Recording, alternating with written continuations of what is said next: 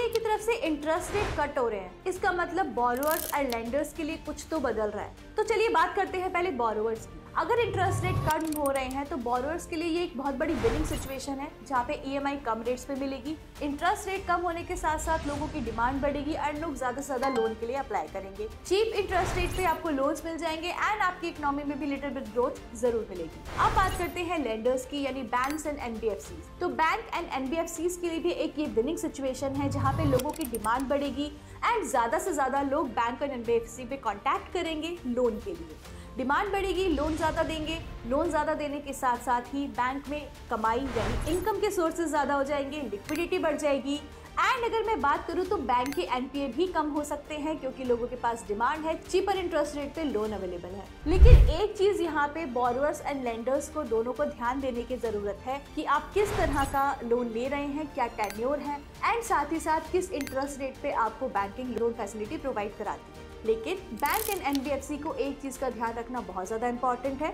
वो है maintaining asset quality. अगर असेट क्वालिटी अच्छी हुई तो एनपीए कम होंगे एंड बैंक को इनकम ही इनकम होगी। वहीं पे अगर एसेट क्वालिटी डाउन हो जाती है तो बैंक को इनकम सोर्सेज कम हो जाते हैं एंड एनपीए बढ़ जाएंगे। तो चलिए नेक्स्ट फैक्ट एंड फिगर्स के साथ मैं आपके साथ जुड़ी रहूंगी। Thank you so much.